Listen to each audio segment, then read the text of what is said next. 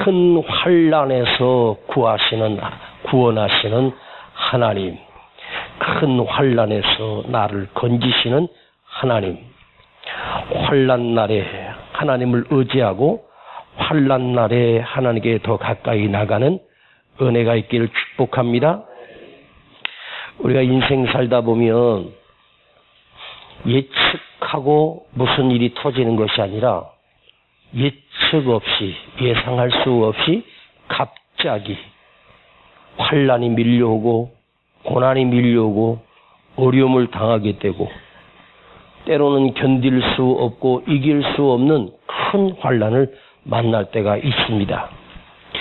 어떨 때는 큰 이유도 없이 내 마음이 공허하고 우울하고 답답하고 큰 슬픔을 느낄 때가 있지 않습니까?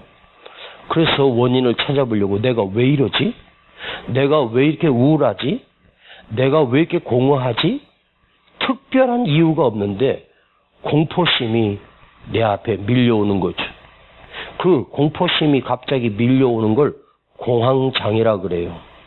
이 공황장애는 특별한 이유도 없이 갑자기 죽을 것 같고 미칠 것 같고 막 답답하고 그래서 막 사람이 발작을 하지 않습니까? 이런 두려움 시대를 살아가고 있는 지금, 그러면 사도 바울 시대에는 바울이 어떻게 헤쳐나갔는가를 오늘 우리가 살펴보려고 해요. 요즘 제가 그 우리나라 근대사를, 역사를 이렇게 책을 보면서 참 한심하다, 참 답답하다, 그런 생각이 들어요. 그런데 그 역사책을 이렇게 묵상해보고 보니까요, 대한민국, 우리 민족처럼 이렇게 엄청난 고통과 이렇게 환난을 당한 나라가 세계에 있을까?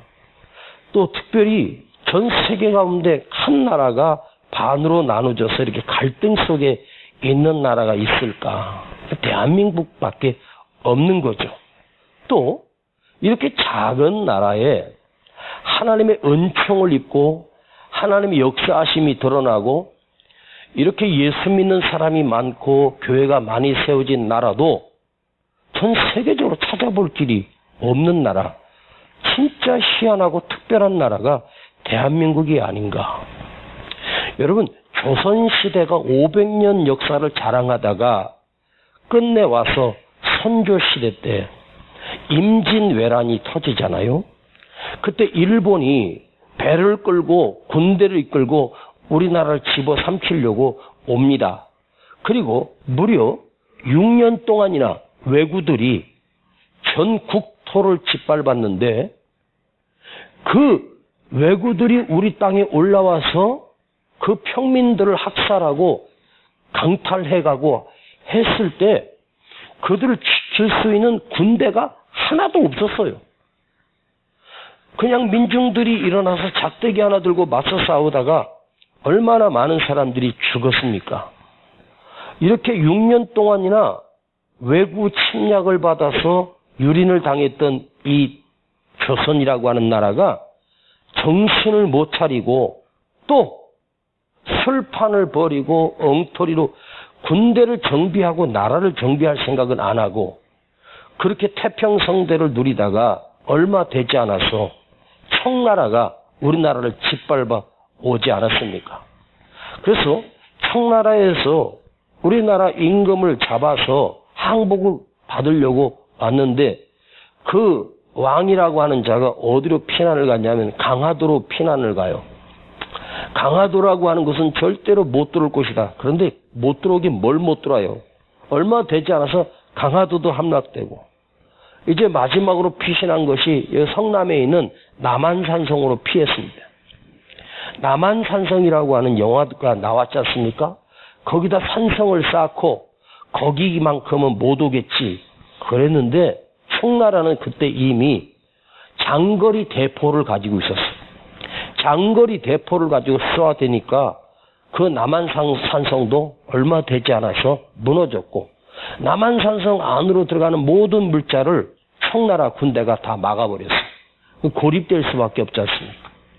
그때 항복 문서를 받아내고 이 청나라에서 우리나라 피를 말리려고요. 양민들을 무려 60만 명. 여러분 60만 명이 적은 인구입니까? 60만 명을 노예로 잡아가지고 끌고 간 게 바로 청나라였습니다. 그리고 또 정신을 못 차리고 또 일본이 1910년에 한일합방 조약을 엉터리 조약을 체결하고 완전히 대한민국을 일본화시키고 언어도 학교도 전부 일본식 학교를 만들고 우리가 일본에게 압제돼서 산 세월이 무려 36년입니다. 여기 할머니들은 외국 와서 짓밟았을 때 다 살고 계셨을 거예요. 그때 일본 말을 배웠고 일본 말을 해야 되고 우리 말을 하면 안 됐습니다. 그때 이렇게 무참히 그야말로 조선 말기 때부터 임진왜란이 터지고 청나라가 짓밟고 또 이제는 일본이 와서 한일 합방을 해서 나라 전체를 일본이에게 팔아 넘겨버리고 대한민국이라고 하는 나라는 차라리 없어진 나라요. 그래서 그들이 대한민국을 완전히 말살시키고 섬나라인 일본이 육지인 대한민국을 삼켜서 자기 나라로 만들려고 야욕을 부렸습니다. 그런데 참 역사는 놀랍게 그 일제가 침략하고 총칼 앞에 우리가 그야말로 비참하게 찬탈을 당한 그때에 놀랍게 이 땅에 그리스도의 복음이 들어와요. 조선 땅에 예수의 복음이 전파되기 시작하고 곳곳에 교회가 세워지고 놀라운 부흥과 복음 역사가 그때 함께 일어났습니다. 그러니까 그때 이 땅에 복음이 뿌리를 내리면서 숨어서 예수를 믿었던 그 사람들이 우상에게 기도하고 우상에게 절하던 것을 하나님께 기도하기 시작합니다. 그런 엄청난 환난을 당했던 이 민족, 그때 그 믿는 자들이 하나님 앞에 드려지는 눈물의 기도를 하나님이 들으셨나 봐요. 네? 하나님은 우리 대한민국이 그 압제 속에서도 믿음을 지키고 선교의 피를 흘렸고 그때 얼마나 핍박이 심했습니까? 그럼에도 불구하고 신앙을 지켰던 그 눈물의 기도를 하나님이 응답으로 외면하지 아니하시고 응답으로 축복하셨어요. 그리고 1945년 8월 15일 드디어 작은 일본이 겁도 없이 미국 땅까지 삼키겠다고 전쟁 시비를 걸었다가 미국에서 비행기로 원자폭탄을 빵빵빵 터뜨리니까 일본이 패망을 해버렸습니다. 일본이 패망을 하니까 그때서 그날 1945년 8월 15일 날 우리 대한민국에 광복이 찾아온 거예요. 그때 독립하게 된 거죠. 그런 놀라운 하나님의 역사를 우리는 잊어버리면 안 돼요. 역사를 잊어버리면 그 민족의 미래는 없다는 말이 있습니다. 자, 오늘 사도 바울이 고린도 교회 후서에 두 번째 보내는 편지를 쓰고 있습니다. 그런데 웬일인지 사도 바울이 고린도 교회에 있는 성도들을 위로하고 책망하는 말이 아니라 자기 자신이 복음의 역사를 위해서 선교하다가 당했던 큰 환난들을 간증으로 고백하고 있는 글이 오늘 1장에 나오고 있어요. 우리가 사도 바울의 눈물, 사도 바울의 기도를 묵상하고 있지 않습니까? 그런데 한번 8절을 보시겠습니다. 사도 바울이 얼마나 큰 고통을 당했는지 자세하게는 기록되지 않지만 바울이 편지에서 이렇게 고백해요. 형제들아, 우리가 아시아에서 당한 환난을 너희가 알지 못하기를 원치 아니하노니 우리가 아시아에서 당한 환난을 너희가 모르지 않기를 바란다. 알았으면 좋겠다. 힘에 지나도록 심한 고생을 받아 살 소망까지 끊어지고 9절에는 우리 마음에 사형 선고를 받은 줄을 알았으니 이는 우리로 자기를 의뢰하지 말고 오직 죽은 자를 다시 살리시는 하나님만 의뢰하게 하심이라. 자, 사도 바울이 살 소망이 끊어지고 이 큰 환난을 아시아에서 당했다고 고백해요. 자, 사도 바울이 어떤 사람이 믿음의 사람 아닙니까? 이 믿음의 사람인 사도 바울이 소망이 끊어졌다는 거죠. 소망을 말하고 소망을 선포했고 그 믿음이 흔들리지 않던 사도 바울 그 안에마저도 그 심중의 고백이 우리가 얼마나 힘들었으면 소망까지 끊어졌다. 살 소망까지 끊어질 정도로 고통을 당했다는 거죠. 소망이 끊어졌다라고 하는 말은 그 믿음이 무너졌다는 말이거든요. 아마도 아시아에서 당했던 그 핍박을 생각해 보면 그 유대인들이 바울을 배신자로 여기고 죽이려고 곳곳에 숨어 있었습니다. 그리고 사도 바울을 잡아서 돌로 쳐서 죽였습니다. 숨도 안 쉬고 완전히 죽었다고 생각해서 그냥 시체를 갖다가 그 바깥에 개울가에다가 던져버린 거죠. 다 죽었다고 생각했어요. 바울을 돌로 쳐 죽였다고 생각했어요. 그리고 누가 봐도 죽은 거죠. 그런데 신기하게 아침에 바울이 그걸 털고 눈을 뜨고 다시 일어났어요. 그리고 그 동역자들이 있는 곳에 가보니까 사람들이 깜짝 놀랐습니다. 바울은 죽었다고 생각했는데 다시 깨어났어요. 그런데 그렇게 돌에 맞고 무수히 돌을 맞고 사람이 피투성이가 되고 그 충격이 얼마나 크겠어요? 그러면 며칠이라도 좀 쉬고 상처를 치료받고 마음을 추스려야 되는데 바울은 또 일어나서 나가서 담대히 복음을 전해요. 이런 큰 충격을 받았는데 복음을 전하러 가는 거죠. 그리고 광주리에 매달려서 피난을 오고 피신 가고 하나님께서 미리 알려줘서 위기를 넘긴 일들이 한두 번이 아니었습니다. 지금 사도 바울이 당했던 그 고난을 큰 사망이라고 표현해요. 그냥 내가 그 핍박을 통해서 고난을 통해서 내가 죽었다고 말하지 않고 큰 사망이라고 표현합니다. 우리는 바울이 어떤 고난을 당했는지 정확하게 알 수는 없어요. 그 편지를 쓴 서신서를 통해서 힌트를 얻을 정도지 사실은 바울이 그 고통을 당했던 고난을 당했던 것을 일일이 나열하지도 않았어요. 왜냐? 그 성도들에게 내가 당했던 이 고통을 얘기하면 그들도 충격을 받을까 봐 바울은 자기 가슴에 가리우고 그냥 복음만 전하고 복음만 선포하고 말 때가 많았을 거예요.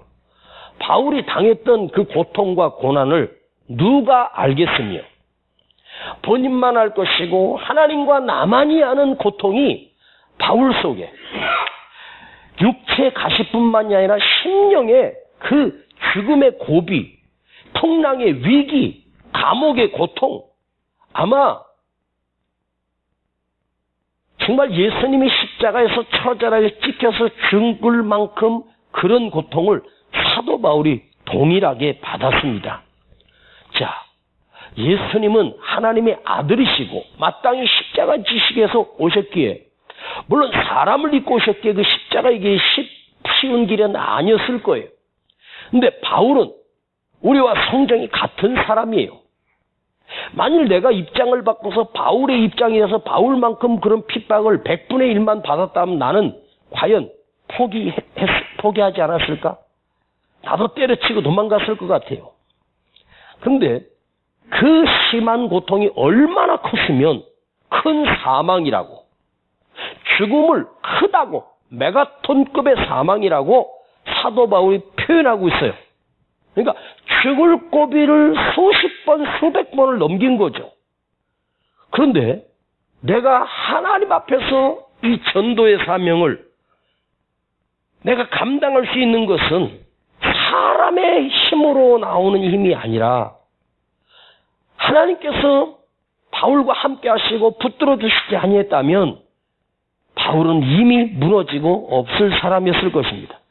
세계로 복음이 전파되고 로마를 변화시키는 이 놀라운 역사는 결코 바울을 통해서 일어날 수가 없었을 거예요. 그러면서 사도 바울이 뭐라고, 내가 사람의 힘으로는 감당할 수 없는 큰 고통을 받았다고 오늘 고린도후서 1장에 고백을 하고 있어요. 네. 여러분, 때때로 누구에게 말할 수 없는 나만이 갖고 있는 이 고통들, 이 고난들, 환난들이 있지 않습니까? 저도 목회자이기 때문에 힘들고 어려울 때 그 힘들고 어려운 얘기를 어떻게 성도들한테 일일이 다 하겠습니까? 말하지 않고 내 안에 가둔 채로 넘어갈 때가 수도 없이 많이 있습니다. 우리 성도들에게 힘든데 저들까지도 힘들고 어려운데 내가 무거운 짐을 쥐어주기가 저는 쉽지 않아요. 내 마음이 아플 것 같아서 참을 때가 수도 없이 많아요. 근데 바울은 큰 사망에 절박한 환경까지 바울이 당했다고 그렇게 말해요. 자, 오늘 본문의 10절을 한번 읽어보십시다. 10절. 자, 뭐라고 고백하는가? 큰 소리로 시작. 그가 이같이 큰 사망에서 우리를 건지셨고 또 건지시리라. 또한 이후에라도 건지시기를 그를 의지하여 바라보라. 그가가 누구죠? 주님이에요. 하나님이시란 말이에요. 이같이 나를 큰 사망에서 우리를 건지셨고 건져내셨고, 누가 그래요. 인생살이가 쉽지 않다고, 인생살이가 만만치 않다고 하루하루 버티며 산다 그래요. 근데 바울의 표현은 뭐라 그러냐? 큰 사망 가운데서 죽을 고비, 사망의 큰 고통, 정말 죽을 것 같은 압력들, 죽음을 맛보는 그 절박함까지 바울은 경험한 거죠. 이것은 육적인 고통이 아니라 바로 정신적 고통, 심리적 고통까지도 함께 포함하는 거예요. 심리적인 공황장애. 아, 나는 끝났다. 이제는 여기서 더 이상 피할 길이 없구나. 그야말로 죽음의 그림자, 사망의 그림자가 내 앞에 가까이 다가올 때 정말 몸이 그야말로 소름이 돋는 그 두려움들이 있지 않습니까? 근데 이 바울의 고백은 이 큰 사망, 이 죽음의 큰 위기에서도 하나님은 그가 나를 건지셨고 또 건지시리라. 그때 건져주신 하나님께서 지금도 나를 건져주셨고 앞으로의 위기도 그 하나님의 능력으로 나를 건져내시리라. 내가 사망의 음침한 골짜기를 다닐지라도 그 해를, 그 두려움을 두려워하지 않을 것을 여호와께서 나와 함께 계심이라. 하나님이 나와 함께 계심이라. 바로 다윗의 고백처럼. 여러분, 잊지 맙시다. 내가 큰 고통을 당하고 환난을 당하고 그 가운데 내가 놓여 있다고 해도 전능하신 하나님이 그 능력의 손이 나를 건지시리로다. 아멘. 자, 건져내신다라고 하는 이 단어를 원어로 묵상해 보니까 하나님의 손이 나를 붙들어서, 하나님의 손이 나를 붙들고 계신다. 전능하신 하나님의 손이 나와 함께 하신다. 우리 주님께서 나랑 동행해 주셨다.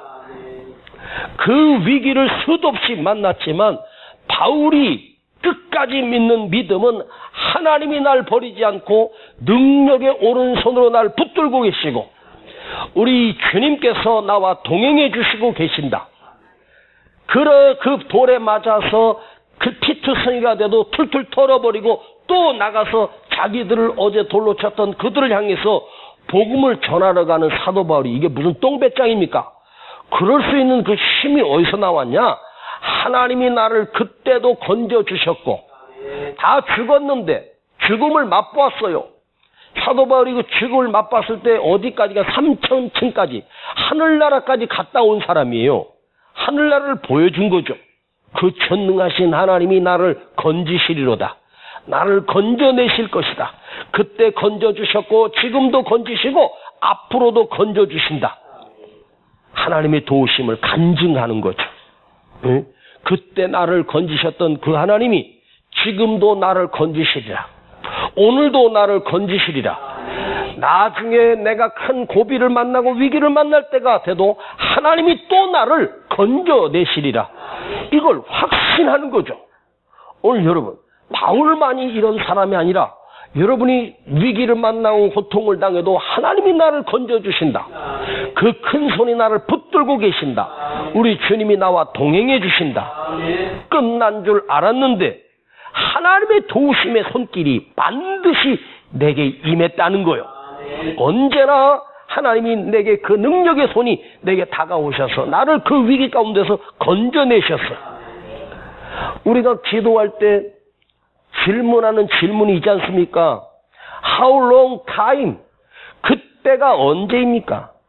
주여 언제까지입니까? 하박국 선지자가 하나님 앞에 눈물로 기도하면서 하나님의 나라가 이때 이 민족에게 언제 임하겠습니까? 언제 이 나라가 회복되겠습니까? 주의 나라가 언제 살아나겠습니까? How long 언제입니까? 그때 하나님이 하박국 선지자에게 주셨던 하나님의 응답은 뭔지 아세요? 너는 비록 더딜지라도 기다리라. 지체되지 않고 반드시 응하리라.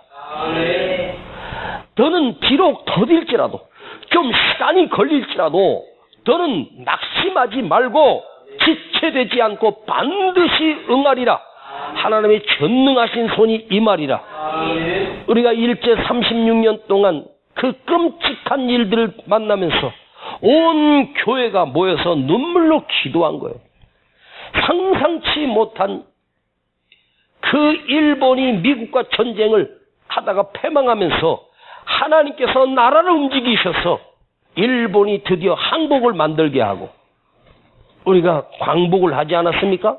여러분, 대한민국이 광복절을 맞이한 그 놀라운 축복은요, 여러분, 독립운동가들이 운동을 열심히 했기 때문에 천만에 독립운동해서 여러분 나라가 회복된 게 아니에요. 숨어있는 성도들의 눈물의 기도를 하나님이 들으시고 더디하지 아니하시고 비록 더딜지라도 기다리라. 하나님이 반드시 지체되지 않고 응하리라. 응답하리라. 그래서 하나님의 시간과 내 시간이 다를 수밖에 없어요. 내 시간은 지금 당장이지만 하나님은 기다리게 하시고 지체하는 것처럼 보여지고 늦는 것처럼 보이지만 중요한 것은 크게 하면 반드시 응답하신다. 반드시 오신다는 거죠. 할렐루야. 사람들이 저한테 물어요. 목사님 언제쯤 될까요? 언제쯤 될 것 같아요? 언제쯤 우리가 집이 잘 되고 축복받을 것 같아요? 제가 뭐라고 답을 줬냐면 당신의 기도의 그릇이 차면 그날 하나님 반드시 행하신다.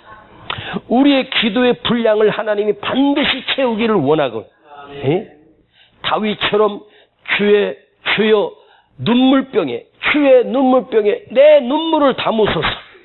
주의 병에 내 눈물을 담아주세요. 나의 눈물의 기도가 주의 병에 찰 때까지, 내 기도의 그릇의 분량이 찰 때까지 하나님은 반드시 응답하시는 거예요. 기도 조금 해놓고 뭐 되네 안 되네 아니에요. 바울은 눈물의 기도를 수도 없이 쌓았어요. 그런데 하나님께서 그 이쁘고 착하고 얼마나 귀한 바울을 마지막에 어떻게 받으시냐? 순교의 피를 받으셔. 만일 내가 하나님이었다면요, 최소한도 사도 바울은 죽음을 맛보지 않고 하늘로 데려가야 되지 않겠습니까? 엘리야처럼. 엘리야하고 비교됩니까? 그 누굽니까? 에녹처럼 죽음을 맛보지 않고 하나님 데려간 사람 있잖아요. 예수님하고 엘리야하고 에녹 세 사람만 죽음을 맛보지 않고 하늘로 올라간 자인데, 바울 같은 사람은 그야말로 죽음을 맛보지 않고 하나님이 그 로마 감옥에서 복음이 전파되는 걸 보고 싹 데려갔으면 얼마나 멋있었을까. 그런데도 하나님은 마지막까지 바울이 목배임을 당해서 피를 철철 흘리면서 비참하게 주고 그 선교의 피까지도 받으셔서 하나님께서 바울을 생명으로 옮기시지 않습니까? 죽음을 맛보지 않고 간다. 큰 영광이죠. 근데 바울은 선교의 피를, 선교의 면류관을 씌워주셨어요. 어떤 게 하늘나라 가면 더 상급이 클까요? 죽음을 맛보지 않고 가는 상급보다 선교의 피의 그 상급은 상상할 수 없는 큰 상급이에요. 이 세상에서 받는 상은 하루만 지나면 아무 의미가 없어져. 그러나 천국에서 받은 하나님이 주시는 상은요, 영원히 빛이 나고 영원히 영광스럽고 그 자랑이 끝나지 않는 기쁨이란 말이에요. 할렐루야. 오늘 여러분 혹시나 너무너무 힘들고 큰 환난의 밤을 지내고 큰 고통을 지내고 계십니까? 그때 하나님이 반드시 역사하시고 나를 구출해 주시고 건져내심을 의심하지 않기를 축복합니다. 건지셨다. 하나님의 능력의 손으로 나를 붙들어 주신다. 할렐루야. 두 번째 3절과 4절을 보시겠습니다. 3절과 4절 시작. 찬송하리로다. 그는 우리 주 예수 그리스도의 하나님이시요 자비의 아버지시요 모든 위로의 하나님이시며 우리의 모든 환난 중에서 우리를 위로하사 우리로 하여금 하나님께 받는 위로로서 모든 환난 중에 있는 자들을 능히 위로하게 하시리로다. 여기 위로라고 하는 단어가 4번 나와요. 모든 위로의 하나님이시며 우리를 위로하사 하나님께 받는 위로로 능히 위로하시리라. 자, 나도 이 말씀을 묵상해 보면서 하나님이 나를 위로해 주신다. 많이 생각을 해봤어요. 지금 사도 바울이 자기의 사역 가운데 주님의 위로를 경험한 사람.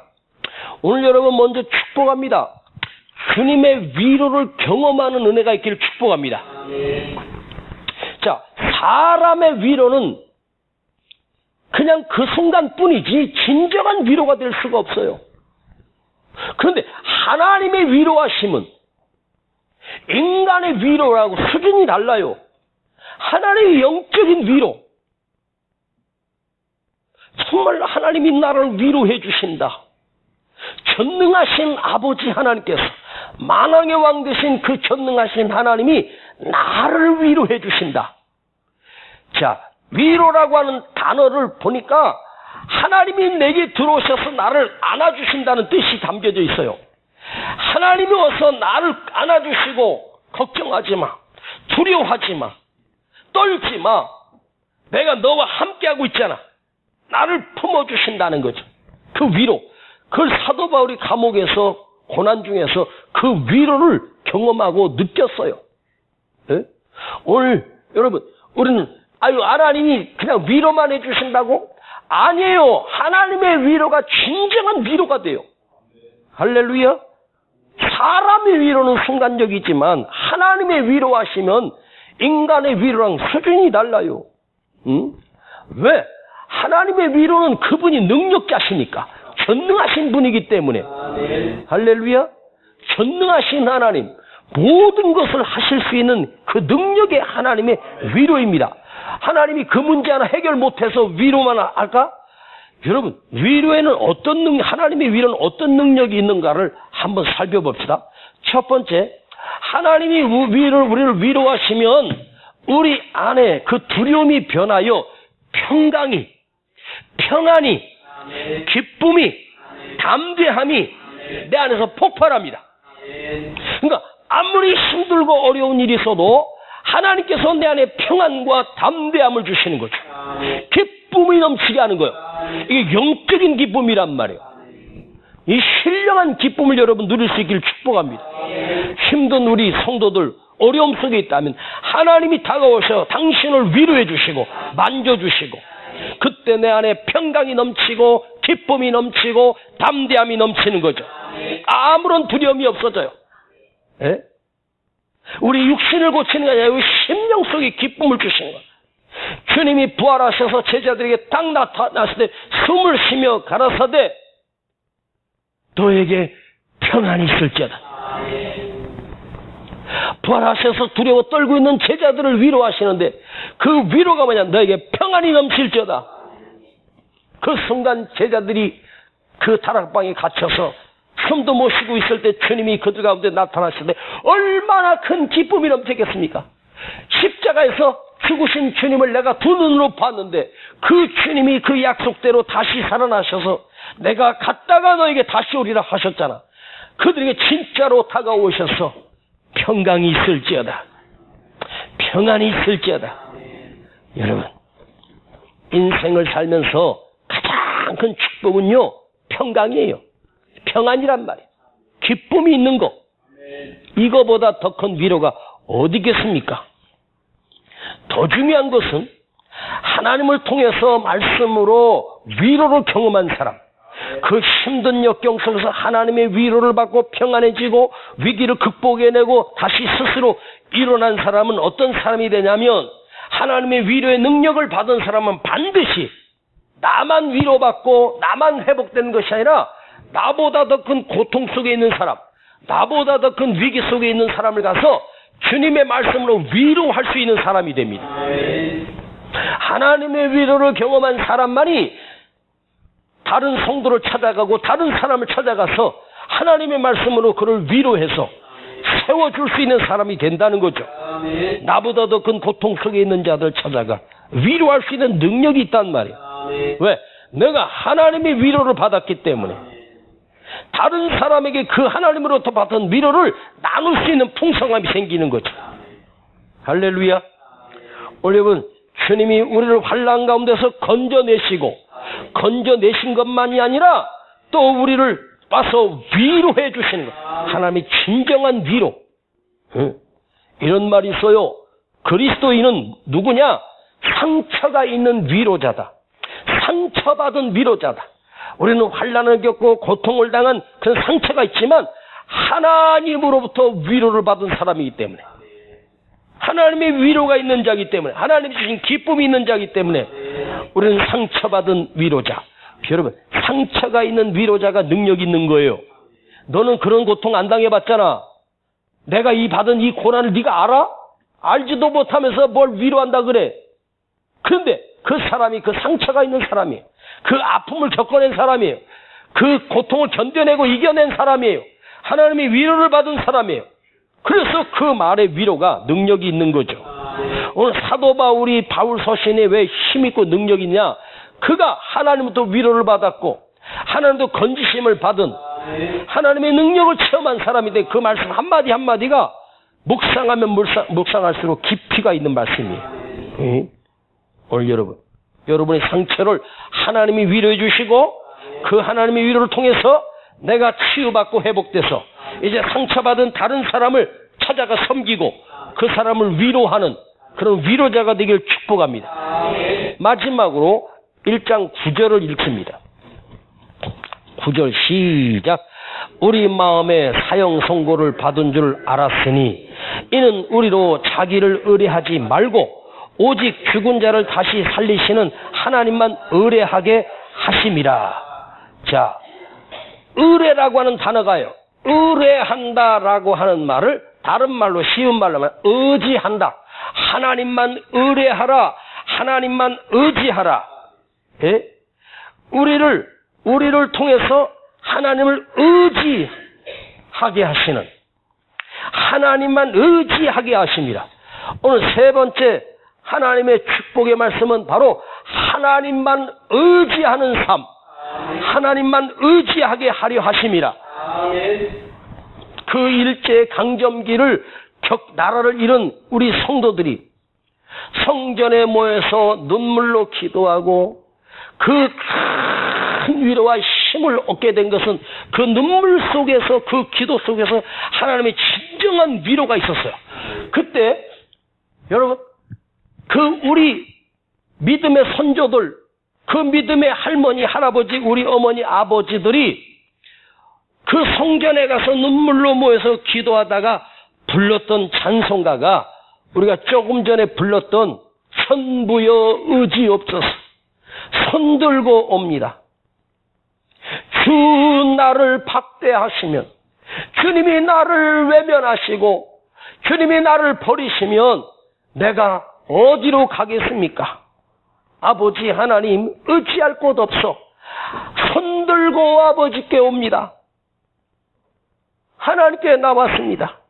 그 찬송을 부르면서 힘을 얻었고, 그 찬송을 부르면서 그들이 힘이 생기기 시작했어. 하나님의 위로를 받았어. 하나님을 의지했단 말이에요.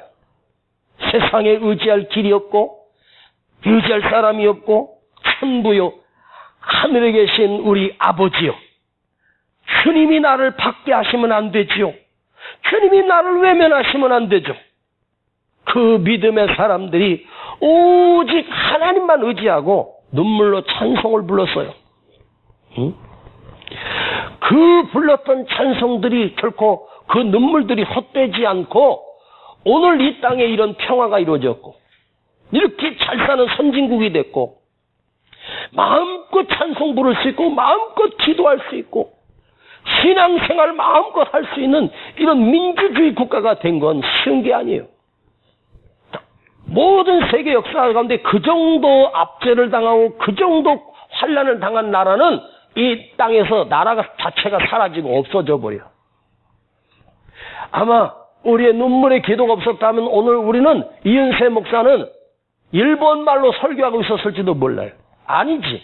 일본말로 설교를 못하지. 그것들은 신앙을 핍박하고 박해했던 자들이니까.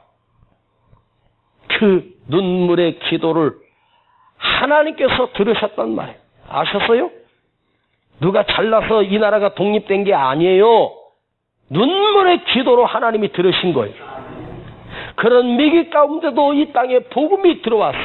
그 아픔 가운데 복음이 전국으로 퍼지기 시작하고, 이렇게 작은 시간 안에 엄청난 한 나라의 전체로 복음이 퍼진 국가는 이례적으로 있을 수가 없어.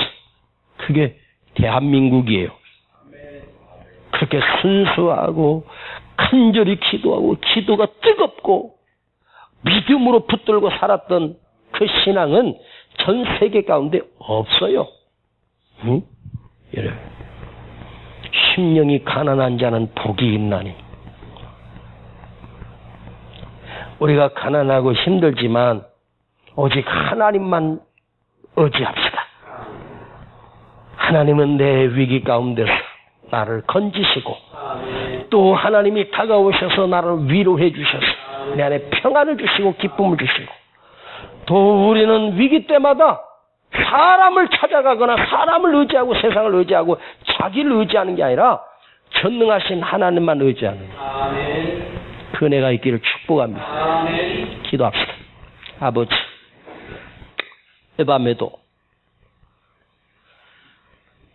위대한 사도 바울께서 그 엄청난 고통과 고난을 이 고린도 후서에서 고린도 교회에 있는 성도들에게 고백을 하고 있습니다. 얼마나 힘드셨겠습니까? 그럼에도 불구하고 하나님께서 그 위기 가운데서 건지심을 경험했고, 하나님의 위로가 그에게 있었고, 어떤 상황, 어떤 형편 속에서도 하나님만 의지했던 그 믿음을 우리도 본받게 하시고, 오늘도 내 삶 속에 힘들고 어려운 일이 있을 때마다 하나님이 나를 건져내시고 하나님이 나를 위로하시고 하나님만 의지하는 믿음의 사람 되게 하여 주시옵소서. 예수님의 이름으로 기도하옵나이다. 아멘. 천부여 의지옵소서. 손들 옵니다.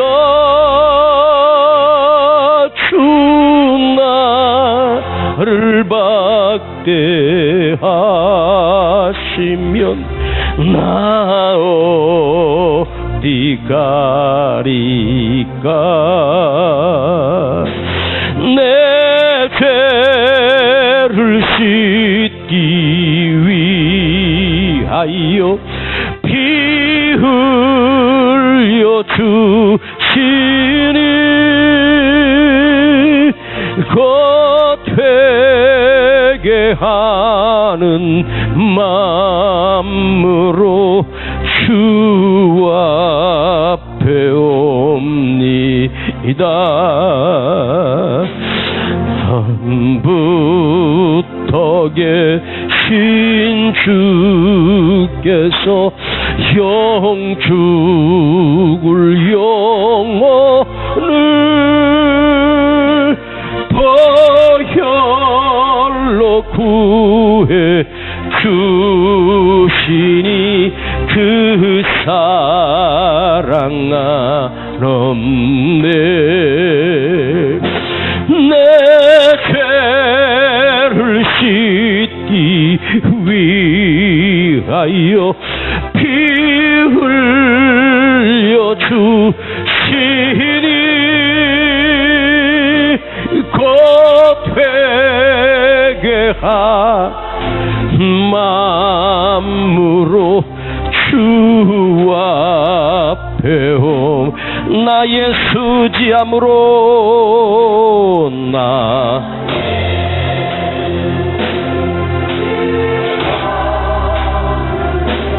큰 권능 받아서 주 앞에 구한 모든 것 늘 얻겠습니다. 전부여 손들고 전부여 의지옵소서. 손 들고 옵니다. 주 나를 박대하시면 나 어디 가리까. 아버지 내 죄를 씻기 위하여 피 흘려 주시니 곧 회개하는 마음으로 주 앞에 옵니다. 오늘 우리가 우리의 두려움과 고난과 환난 주님 앞에 맡기며 주님이 나를 그 환난에서 건지시기는 하나님이시며 나를 내게 다가오셔서 나를 위로해 주시고 기쁨과 평안을 내게 주시고 담대함을 회복시켜 주시고 또 내가 어떤 상황과 환경 속에서도 오직 하나님만 의지하는 주님만 의지하는 주님만 의뢰하는 그런 삶을 살게 하옵소서. 바울처럼 힘들 때마다 주님만 의뢰하고 주님만 의지했습니다. 아버지 하나님을 의지합시다. 온전히 그분을 의지합시다. 그럼 하나님이 오셔서 우리를 위로해 주시고 우리를 어루만져 주시고 그 위기 가운데서 나를 구출하여 주시고 건져내시는 하나님임을 우리는 이 시간 이 밤에 고백합시다. 주님 나를 구원하여 주시고 아버지 나를 사용하여 주시고 내게 담대함을 주시고 평안함을 주시고 내 안에 기쁨이 회복되게 하여 주시고 주님의 진정한 위로를 이 밤에 경험하기를 원합니다. 우리 주여 부르고 기도합니다. 주여!